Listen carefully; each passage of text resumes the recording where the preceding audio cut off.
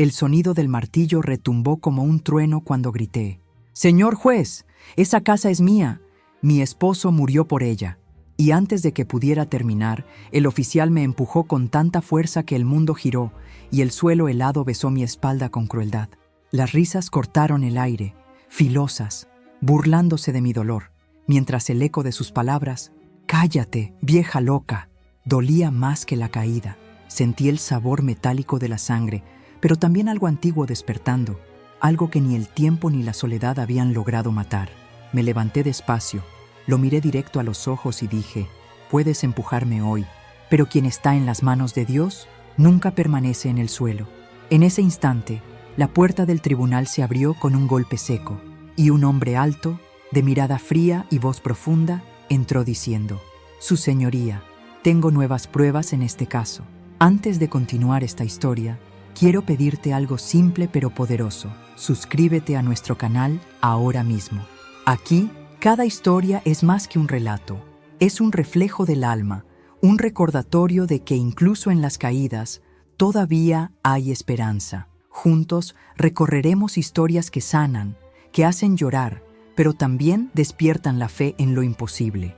Si crees que nadie está realmente solo cuando decide empezar de nuevo, este es tu lugar». 3 meses antes de aquel día en el tribunal, el infierno comenzó en mi propia Roberto puerta. Valdés apareció con esa sonrisa falsa que ya había visto en políticos y ladrones de almas. «Elena, querida vecina, vengo a hablar sobre la casa», dijo, como quien trae flores, pero el perfume era de veneno.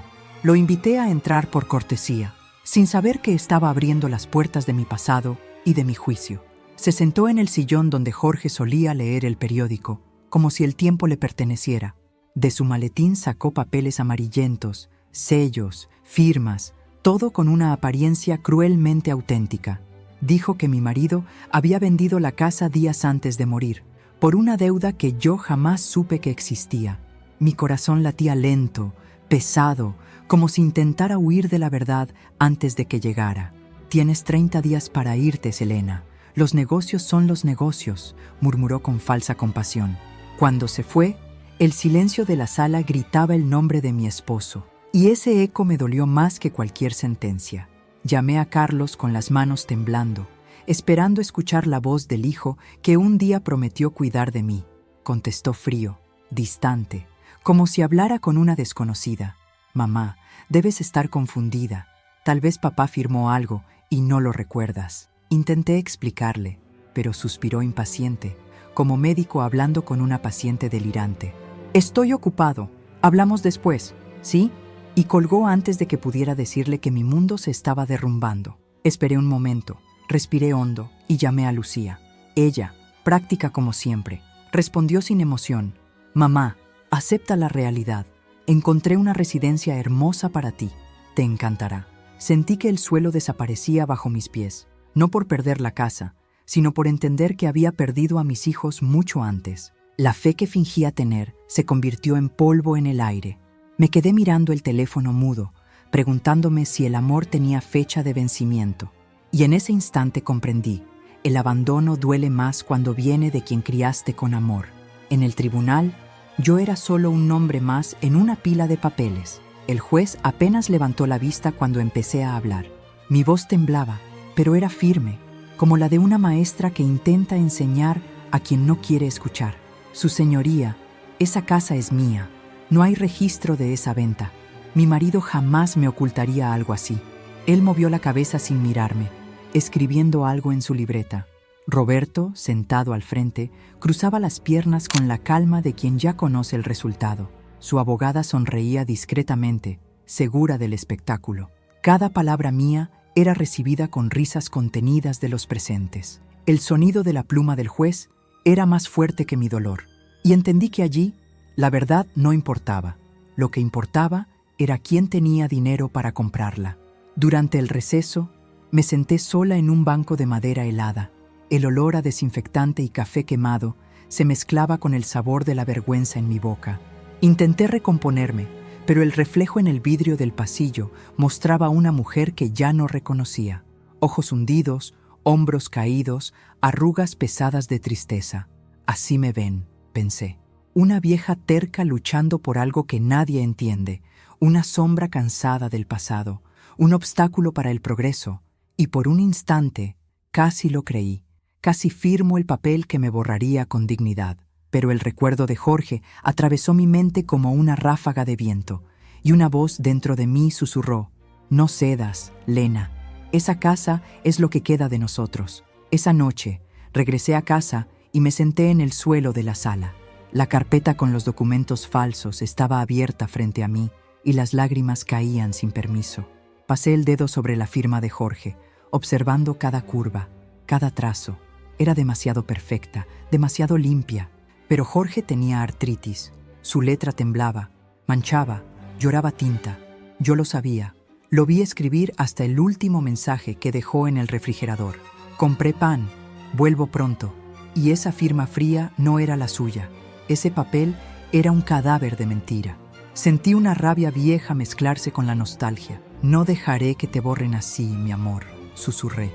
Y allí, de rodillas, hice Las la semanas promesa siguientes que fueron un todo. desfile de humillaciones. Los vecinos murmuraban al verme pasar. En el supermercado notaba las miradas de lástima. «Pobre Elena, perdió la razón», decían. El cartero empezó a dejar las cartas en la acera, tal vez para no contagiarse de mi desgracia. ¿Y mis hijos? Carlos me envió un cheque y una nota. «Úsalo para resolver lo que puedas». Lucía mandó un mensaje corto.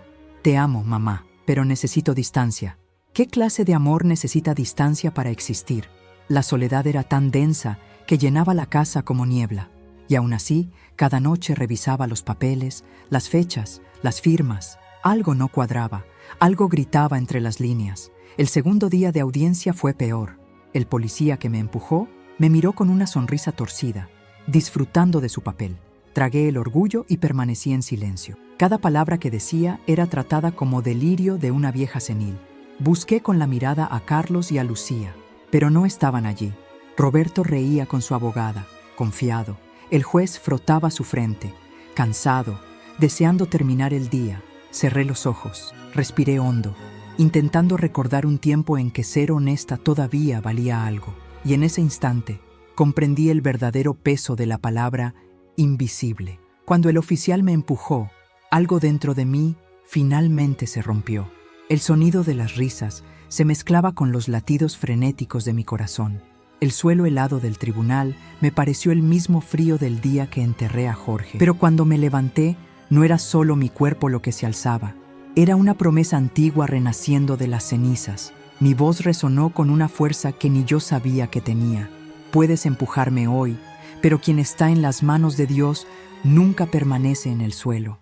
El silencio que siguió fue el más pesado de mi vida. Y justo en ese segundo, la puerta se abrió y un hombre desconocido entró.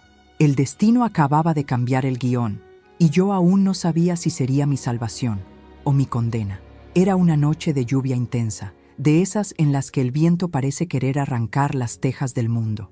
Recuerdo el sonido de las gotas golpeando las ventanas mientras Jorge y yo cenábamos en silencio, acompañados por un noticiero triste. Entonces, alguien golpeó la puerta con desesperación, y el sonido fue tan urgente que dejé caer el plato en el fregadero. Cuando abrí, encontré a Roberto Valdés, empapado, temblando, con los ojos rojos de tanto llorar. «Lo perdí todo, Jorge, todo», balbuceó, y su cuerpo se desplomó en mis brazos como un niño agotado. El olor a alcohol y lluvia se mezclaba, y había una desesperación tan real en su voz que me atravesó como una navaja. Jorge lo llevó al sofá, lo cubrió con una manta y me pidió preparar café fuerte. Nos quedamos los tres allí hasta la madrugada, escuchando el relato de un hombre roto. Y fue esa noche, entre sollozos y promesas, cuando el destino comenzó a escribir una deuda que algún día cobraría demasiado caro. En los días siguientes, Roberto regresó varias veces. Decía que no podía dormir, que tenía pensamientos oscuros, que la vergüenza lo estaba matando lentamente. Jorge, con su corazón generoso, le consiguió trabajo en la constructora donde era ingeniero. «Todo hombre merece una segunda oportunidad», decía él, y yo, aunque desconfiada, asentía en silencio. Roberto empezó a llegar con flores, frutas, agradecimientos y una mirada que mezclaba culpa y admiración. Lo veía ayudar en el jardín, cargando herramientas, siempre agradecido. A veces Jorge reía y decía: Elena, parece que ganamos un hermano menor. Yo también reía, pero algo dentro de mí sentía el presagio del desequilibrio. Un hombre demasiado agradecido puede esconder algo que aún no perdonó en sí mismo. Y entonces, no sabía que el amor y la envidia suelen llevar el mismo rostro cuando el alma es débil. Pasaron los meses y la amistad se consolidó. Cenábamos juntos casi todos los fines de semana. Largas conversaciones sobre la vida, la política, la literatura. Roberto parecía fascinado por Jorge. Imitaba sus gestos, sus ideas, hasta su forma de arreglarse la corbata. Yo lo notaba, pero fingía no ver. Jorge era un hombre de fe sólida y creía que el bien siempre regresa multiplicado. Ayudar es sembrar esperanza, decía, mirando al cielo como quien habla con Dios. Yo lo observaba y pensaba que ese hombre era el corazón de mi hogar. Pero Roberto absorbía todo con una intensidad peligrosa. A veces su mirada se detenía demasiado en los muebles, en las fotos, en nuestras manos entrelazadas sobre la mesa, y algo dentro de mí susurraba: este hombre no solo quiere empezar de nuevo, quiere lo que es nuestro. Recuerdo un domingo soleado, el último en que fuimos felices sin saberlo. Estábamos en el jardín y Jorge enseñaba a Roberto a podar las rosas, explicando que cada corte, por doloroso que fuera, era una invitación a florecer.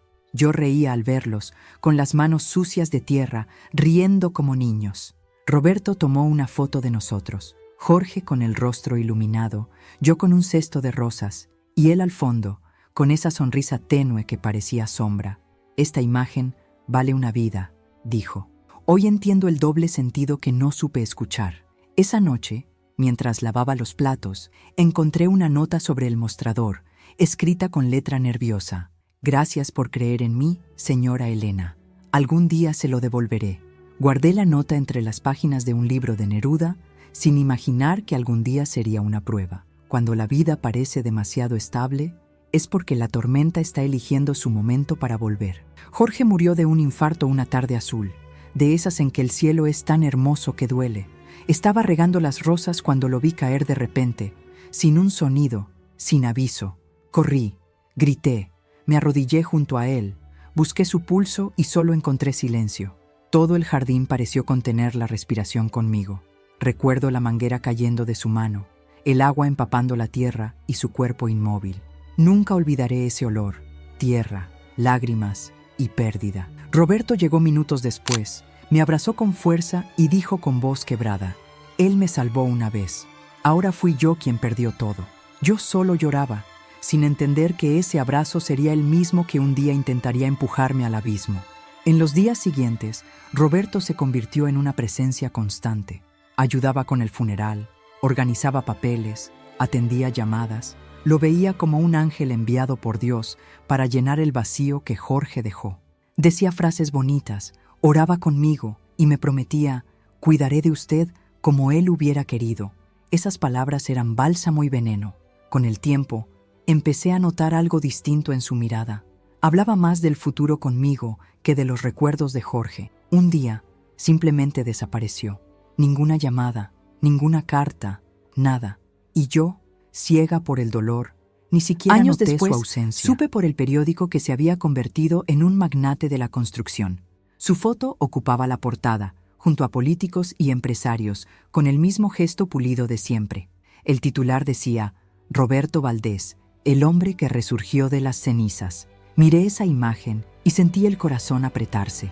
Pensé en Jorge, en las noches en que alimentamos a ese hombre roto, y en cómo la gratitud puede pudrirse cuando se alimenta de ambición. Cerré el periódico y lo guardé en un cajón.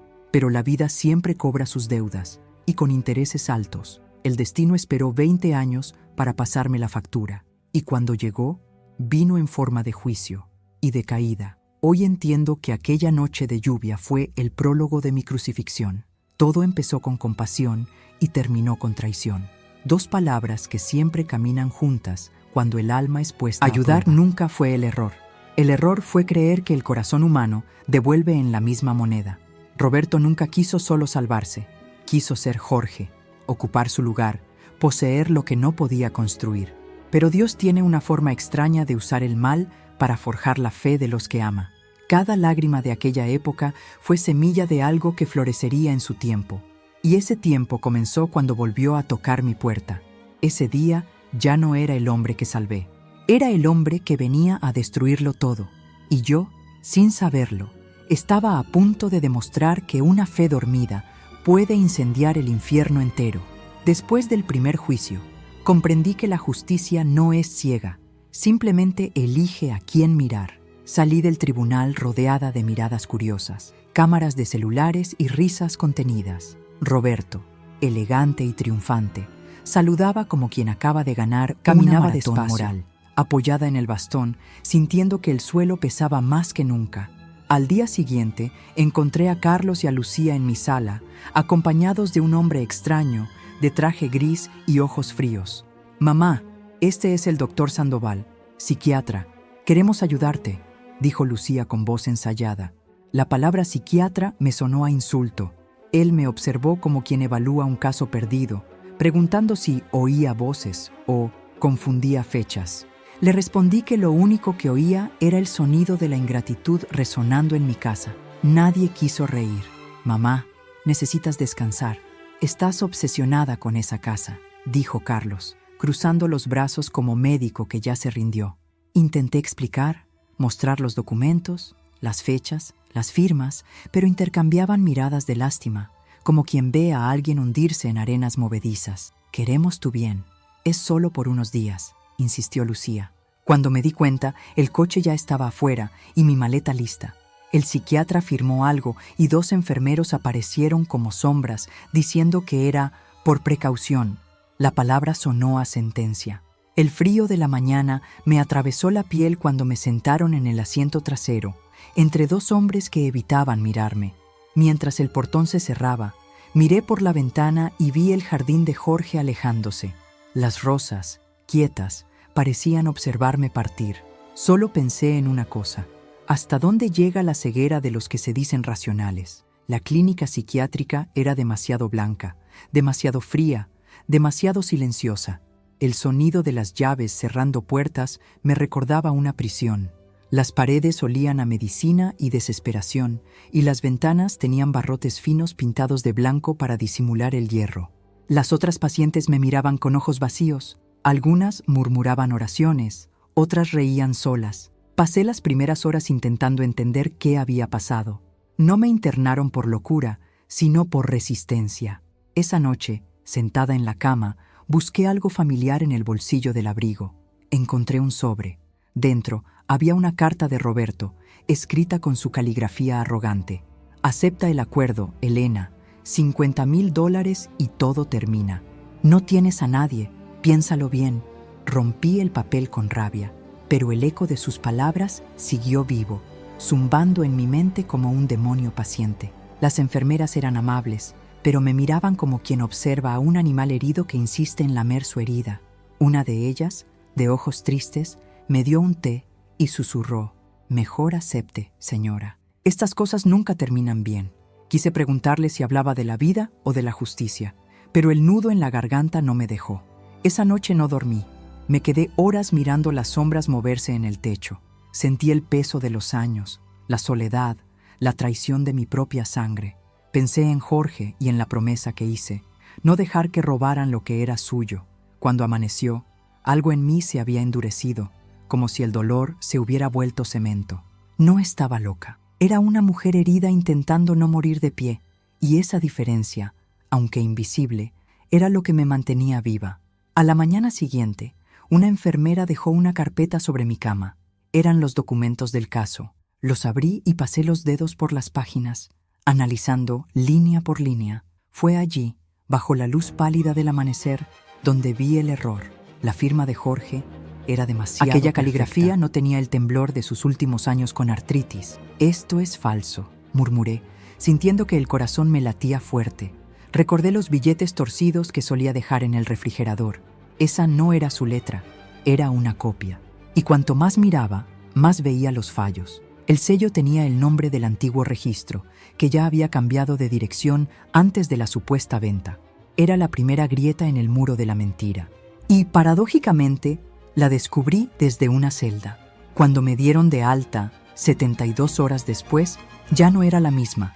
Caminé hasta la calle, sintiendo el sol en el rostro como un milagro inesperado. La gente me miraba con extrañeza. Algunos evitaban el contacto, otros murmuraban. Volví a casa y el olor a polvo y recuerdos me abrazó. Abrí las ventanas, dejé entrar el aire y por primera vez en semanas respiré sin miedo. Sobre la mesa encontré un sobre bajo la puerta. Una nota de Lucía, corta y fría. «Mamá, cuídate. Esto se está volviendo peligroso». Sonreí con ironía. El peligro nunca fue el juicio. El peligro era la fe que empezaba a despertar en mí. Porque cuando la fe despierta, hasta el infierno se inquieta. Días después, volví al tribunal para recoger papeles. Fue entonces cuando la vi, María Santos, la limpiadora, pasando el trapo con movimientos suaves y constantes. Era una mujer de rostro sereno, pero con luz en los ojos. «¿Señora Elena?», preguntó con voz dulce. Asentí, sorprendida. Abrió su bolso y me entregó una pequeña Biblia vieja con la tapa rota y olor a incienso. «Rezo por usted cada noche. Dios no la ha olvidado». Salmo 27:14. «Espere en el Señor». Me quedé muda, sosteniendo aquel pequeño libro como si fuera una piedra sagrada. Ella sonrió y siguió limpiando, como si nada, y en ese instante sentí algo cálido subir por mi pecho, una clase de valentía que ya no creía tener. Esa noche me senté en la cama con la Biblia sobre el regazo. Pasé los dedos por las páginas y el sonido del papel fino me recordó el viento entre las rosas de Jorge. Hacía 20 años que no tocaba ese libro. 20 años de silencio entre Dios y yo. Cuando lo abrí, las letras parecían mirarme de vuelta. Leí sin entender, pero el corazón comprendía lo que los ojos no. «Espera en el Señor», repetí en voz baja, como quien intenta convencer a su propio miedo. Afuera, el viento golpeaba las ventanas y el mundo seguía indiferente a mi dolor. Pero algo dentro de mí se encendió, frágil, pequeño, pero real. Y en esa diminuta llama, supe que mi tiempo de ser invisible estaba llegando a su fin. «Desacato a la autoridad». Esas fueron las palabras que resonaron en el tribunal antes de que me llevaran esposada, como si fuera una criminal. El sonido del metal en mis muñecas dolió más que cualquier humillación anterior. Me empujaron por un pasillo estrecho donde cada paso sonaba como una sentencia. Las luces parpadeaban, el aire olía a moho y desesperación. Cuando la puerta de la celda se cerró, el silencio se volvió una presencia viva, casi sofocante. Me senté en la cama de hierro y apoyé la cabeza en la pared fría, intentando recordar la última vez que me sentí libre. Todo parecía lejano. Jorge, mi casa, el jardín, incluso mi propia voz. Entonces sentí algo en el bolsillo del abrigo. Era la pequeña Biblia que María me había dado. Miré ese libro con desconfianza, como quien enfrenta un recuerdo que todavía duele. 20 años sin tocar una página sagrada. 20 años evitando una conversación que yo misma había silenciado. Pasé los dedos por los bordes amarillentos y el olor del papel viejo me trajo recuerdos. Jorge leyendo en voz alta, su voz firme y dulce llenando la sala. «Dios no olvida a los que esperan en Él», decía. Yo reía, diciéndole que la fe no pagaba cuentas, y él solo sonreía.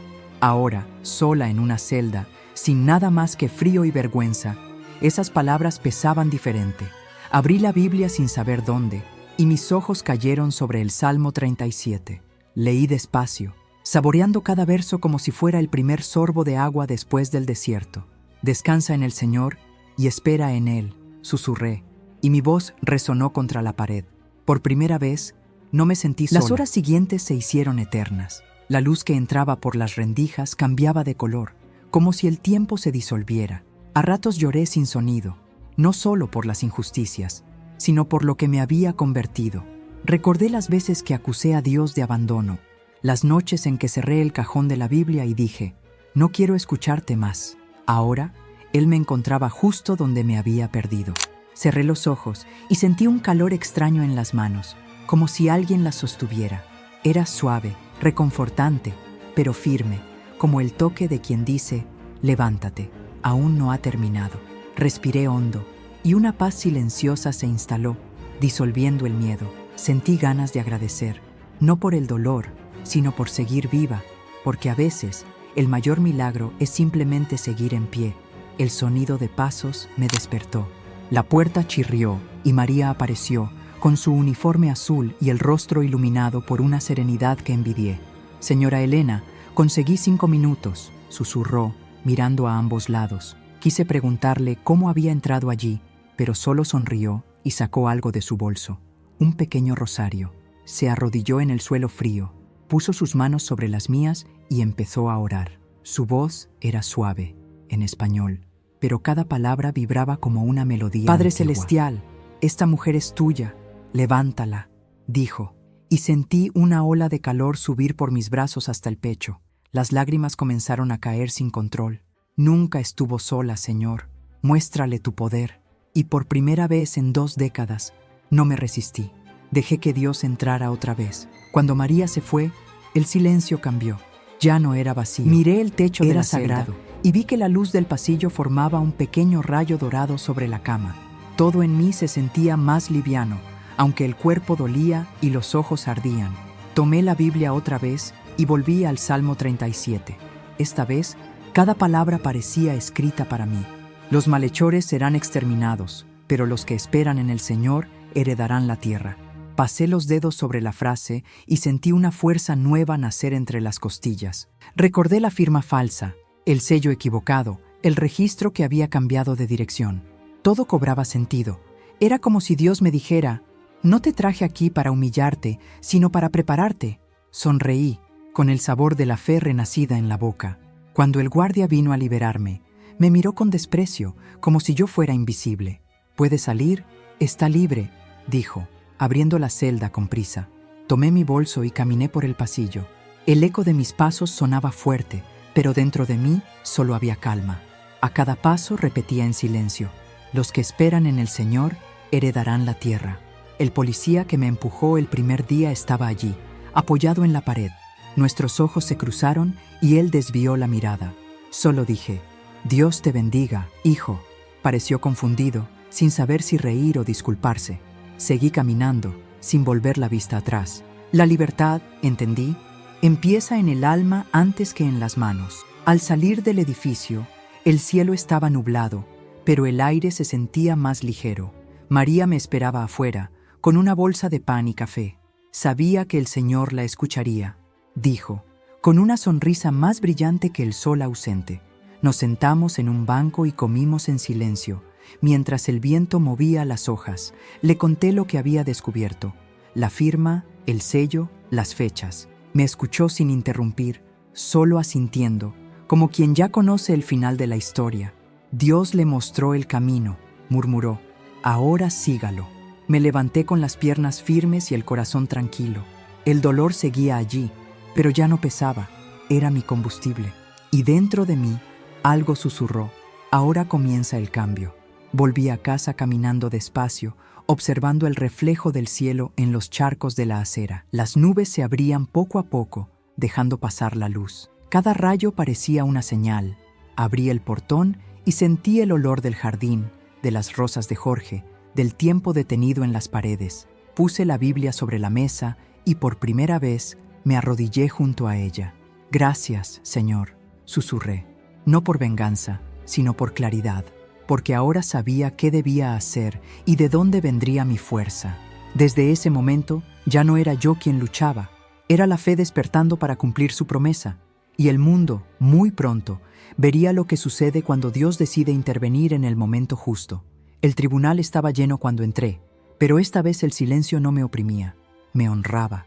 Cada paso que daba resonaba con firmeza, marcando el ritmo de una sinfonía invisible. Roberto Valdés estaba en la primera fila, con su traje caro y su sonrisa ensayada, pero en sus ojos había inquietud. Aún pensaba que yo era la vieja loca del primer juicio. El juez ajustaba sus lentes, impaciente.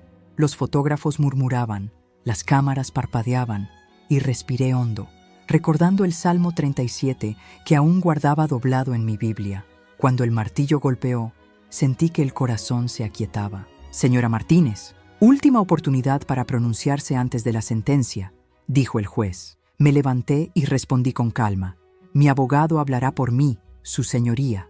Un murmullo recorrió la sala, y entonces él apareció. David Herrera caminó con la postura de quien no defiende un caso, sino un destino. Traje impecable, Mirada firme, voz serena. Había algo en él que hacía que el tiempo se detuviera. «Su señoría», comenzó, «solicito permiso para presentarme formalmente. Soy David Herrera, abogado pro bono de la señora Elena Martínez». El juez frunció el ceño, sorprendido. «¿Herrera, el del bufete Morrison & Herrera?» David asintió. «Sí, señor». Roberto se removió en su asiento, incómodo. «¿Y qué lo trae a este caso?», preguntó el juez. David respiró hondo y respondió. «Hace 30 años, mi padre era jardinero, analfabeto. Y esta mujer pagó mis estudios de derecho sin pedir nada a cambio». La sala entera se quedó en silencio. Hasta el aire pareció escuchar. «Hoy», continuó, abriendo su carpeta, «estoy aquí para devolverle lo que me enseñó, que la justicia no es un privilegio de los ricos». Sus palabras flotaban pesadas, llenas de verdad. Extendió los documentos sobre la mesa. «Presentamos un informe pericial que demuestra la falsificación de la firma del señor Jorge Martínez», dijo, mostrando una hoja transparente con los trazos ampliados. «Compare el temblor natural de esta firma original con la perfección mecánica de la supuesta venta». El juez se inclinó para mirar. «También tenemos registros oficiales que prueban que la dirección indicada no existía en la fecha mencionada». Roberto comenzó a sudar, apretando las manos. La confianza se le derretía como tinta fresca sobre papel viejo. David abrió un nuevo sobre. «Tenemos testimonios de 3 empleados del señor Valdés que confesaron haber recibido dinero para alterar registros». El murmullo aumentó. «Y hay más», dijo David, haciendo una pausa precisa. «Grabaciones de conversaciones entre el acusado y el evaluador oficial». El juez hizo un gesto. «Preséntelas». El técnico encendió el equipo y la voz de Roberto retumbó por los altavoces. «Evalúa bajo y te pago el doble». Un sonido seco recorrió la sala, el sonido de la vergüenza. Roberto gritó: «Eso es falso, esto es una trampa». Pero el juez lo interrumpió. «Silencio, señor Valdés». María, entre el público, llevó las manos al pecho. Cerré los ojos y sentí el cielo abrirse dentro de mí. «Su señoría», dijo David con firmeza, «solicitamos la reversión inmediata del fallo anterior, la anulación de la supuesta deuda y la apertura de un proceso penal por fraude, soborno y falsificación documental». El juez respiró hondo y pasó las páginas lentamente. El sonido del papel fue el preludio de un milagro. «Señor Valdés», dijo, «¿algo que quiera decir antes de la decisión?» Roberto se levantó, temblando, pero el «Esto orgullo es una aún lo conspiración. sostenía. Esa vieja y ese abogado montaron todo», gritó. David permaneció inmóvil. El juez golpeó el martillo. «Basta. Este tribunal reconoce fraude intencional, falsificación y tentativa de robo de propiedad. Orden de arresto inmediata». El sonido de las esposas fue música. Roberto gritó, pero nadie lo escuchó. Su voz ya no tenía poder. Yo observaba la escena, sintiendo una mezcla de justicia y compasión. Él me destruyó en público, y ahora era el público quien lo veía caer. Pero lo que más me impresionó fue el silencio. Ese mismo silencio que antes era humillación, ahora era respeto. David se acercó y puso una mano en mi hombro. «No solo quiso robarle una casa, señora Elena, quiso robarle su esencia». Sonreí con lágrimas contenidas. «Lo mío no está en venta, hijo», respondí suavemente. El juez cerró la sesión y la gente comenzó a aplaudir. No quería aplausos, solo quería respirar en paz. Y por primera vez en mucho tiempo, lo logré. Al salir del tribunal, el sol me golpeó el rostro como una bendición. María me esperaba en las escaleras, con un ramo de rosas blancas. «¿Vio, señora? Dios nunca llega tarde», dijo, con una sonrisa llena de luz. La abracé fuerte, sintiendo el olor a jabón y fe. David se acercó, guardando los documentos. «Ahora es momento de vivir, señora Elena», dijo. «No, hijo», respondí. «Ahora es momento de servir». Él asintió, comprendiendo sin palabras. Sabíamos que la historia no terminaba allí. Toda victoria verdadera trae una nueva misión. Esa noche, me senté en el jardín, el mismo que Jorge cuidó con tanto amor. El viento movía las rosas y las pétalas danzaban bajo la luna como pequeñas oraciones. Cerré los ojos y di gracias. No pedí nada, solo agradecí. El sonido lejano de los grillos, el olor de la tierra húmeda, la voz de María y de David se mezclaban en mi mente como un salmo vivo. «Los que esperan en el Señor heredarán la tierra», susurré mirando al cielo. y comprendí que la promesa se había cumplido. No solo la de Dios, sino la mía con Jorge. Aún así, dentro de mí, sentí una advertencia. La paz sería corta. 2 semanas fue el tiempo que el cielo me concedió de paz antes de que el infierno tocara de nuevo a mi puerta. Estaba en el jardín, cuidando las nuevas rosas blancas, cuando el cartero apareció con un sobre grueso y sellado. El sonido del papel al romperse fue más fuerte que el canto de los pájaros. Leí la primera línea y sentí que el suelo desaparecía bajo mis pies. Demanda por difamación y daños morales. Roberto Valdés versus Elena Martínez. Las palabras ardían como fuego en mis ojos cansados. Había salido bajo fianza y ahora, con el veneno del orgullo herido, intentaba destruirme otra vez con su arma favorita, la mentira. Mis dedos temblaban. El sobre cayó al suelo y la tierra manchó el papel. Esa demanda no era justicia, era venganza. Entré tambaleándome en casa, el corazón latiendo tan fuerte que cada golpe parecía gritar, no otra vez. Me senté en la mesa de la cocina, donde Jorge y yo tomábamos café, y dejé el documento frente a mí como un viejo enemigo resucitado. Leí cada línea, y la rabia subió como una ola ácida. Alegaba que David y yo habíamos falsificado pruebas, manipulado testigos y creado grabaciones falsas. La verdadera víctima es el empresario Roberto Valdés, decía el texto, con arrogancia. Incluso había cartas de apoyo, fotos en eventos de caridad, testigos comprados. Sentí el estómago revolverse.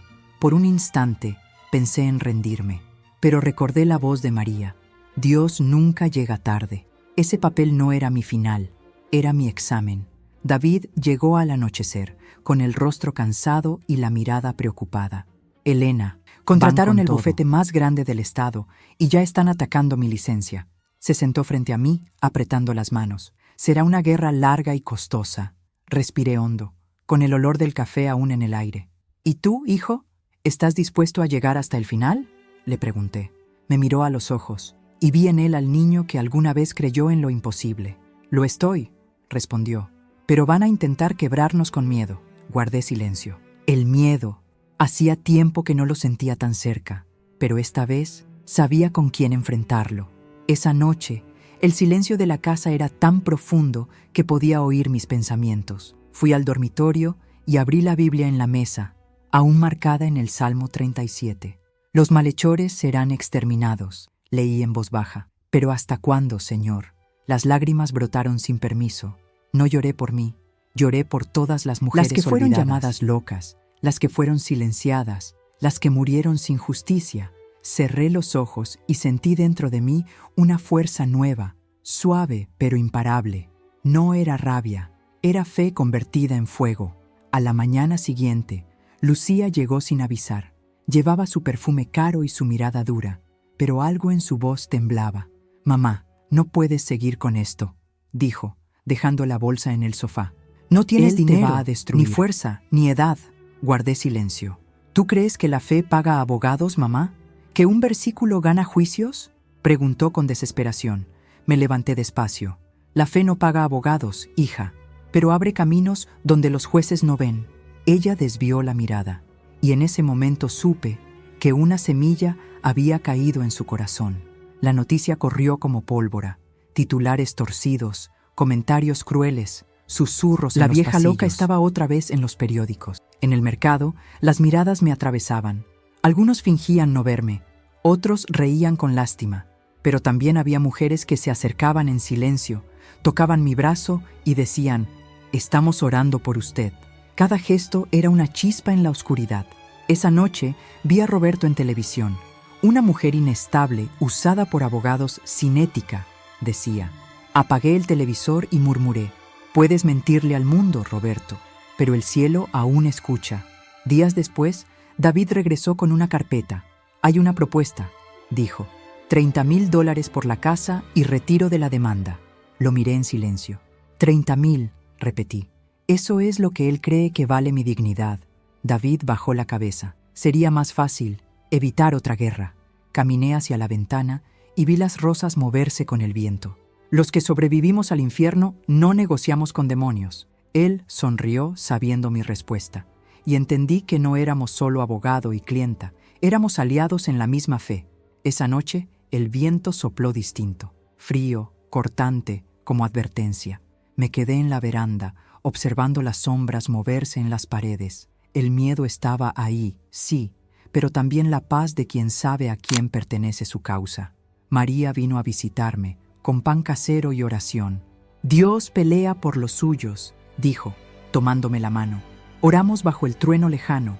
Cuando se fue, quedé sola con el eco de su voz, y juro que oí, muy dentro, entre el silencio, una voz suave.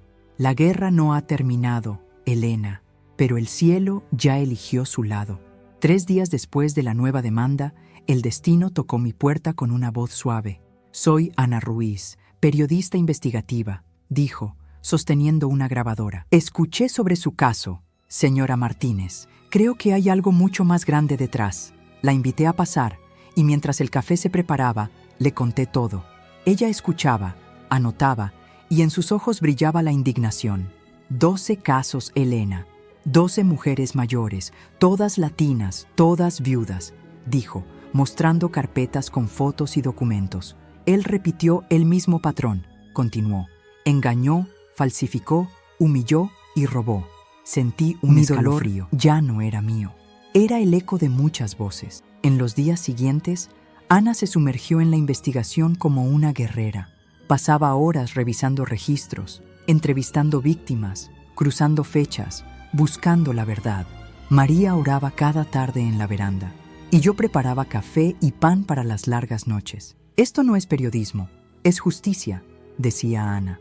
Cada prueba encontrada era una pieza del rompecabezas de Dios. Había documentos falsos, cheques, registros bancarios, testimonios grabados. Una mujer se había suicidado, otra murió de un infarto. Cuando Ana terminó, tenía lágrimas en los ojos. Este hombre no robó casas, robó vidas. Esa noche recé en silencio. Señor, usa esta verdad, sana con ella lo que él destruyó. Las semanas fueron un torbellino. El nombre, Roberto Valdés, llenaba los titulares y la palabra fraude lo acompañaba. Las noticias mostraban mi caída en el tribunal, pero ahora con otro significado. La mujer que no se rindió, decían. Me invitaron a hablar, pero no acepté. No quería fama, quería justicia. David se convirtió en símbolo de integridad, defendiendo a las víctimas sin cobrar nada. El gobierno creó un fondo de compensación. Roberto fue arrestado de nuevo, sin derecho a fianza, y cuando lo condenaron a 18 años, sentí que el país entero respiraba conmigo. La justicia, por fin, tenía nombre. El día que recibí el documento que declaraba mi casa oficialmente mía, lloré como una niña. María me tomó la mano. «¿Ve, señora? Las promesas de Dios no caducan». Miré el jardín y sentí a Jorge en cada flor. Mis hijos llegaron más tarde, con flores y lágrimas. Lucía no pudo hablar. Carlos bajó la mirada. «Mamá, te fallamos», dijo. Acaricié su rostro. «No me fallaron, hijos, solo olvidaron quién soy». Nos abrazamos, y el perdón llenó la habitación. El silencio se volvió amor. 6 meses después, transformé el sótano en oficina. Pinté las paredes, colgué fotos y versículos. Puse un cartel, Casa Elena, apoyo legal para mujeres mayores. María atendía. David asesoraba, Ana difundía. Las primeras mujeres llegaron tímidas. Yo las recibía con café No y están escucha, solas, les decía. Quien está en las manos de Dios nunca permanece en el suelo. Y una a una las vi levantarse. En la inauguración, el lugar estaba lleno. Mujeres con cabellos grises, ojos húmedos y corazones renacidos. Leí el Salmo 37 con la voz quebrada. La luz del atardecer bañaba la sala. Confía en el Señor y haz el bien. Cuando terminé, todos aplaudían en silencio. Algunos lloraban. Esta es su obra, respondí. Susurró María. Es de Él. Yo solo volví a creer. Con el tiempo, la Casa Elena se convirtió en refugio. Llegaban mujeres de otras ciudades, algunas con papeles, otras solo con fe. Abogados jóvenes ofrecían ayuda. Una cadena local hizo un reportaje, de las cenizas a la luz. Cuando me preguntaron qué había aprendido, dije que el dolor enseña y que Dios escribe las líneas más bellas sobre las cicatrices. Por las noches, miraba las rosas abrirse bajo la luna. Cada pétalo era una oración cumplida. Finalmente, comprendí la paz. En la víspera de Navidad, encendí una vela por Jorge, La llama temblaba, igual que mi voz. Gracias, amor mío, susurré, por enseñarme que el hogar no son paredes, sino fe. Afuera se oían risas, pasos, voces de mujeres reconstruidas. Miré al cielo. Gracias, Señor, por levantarme cuando todos se rieron de mi caída.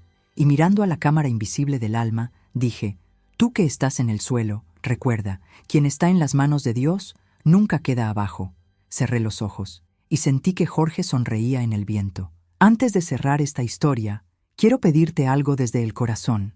Suscríbete ahora a nuestro canal y sigue caminando con nosotros a través de historias que sanan, inspiran y reavivan la fe en los días más oscuros. Cada video es un recordatorio de que el dolor no es el final, es el comienzo de la transformación.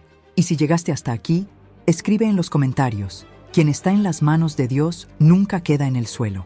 Esa frase será nuestra cadena de esperanza, para que otros encuentren fuerza en tu testimonio. Que la historia de Elena te recuerde, cuando todo parece perdido, el cielo aún tiene un plan.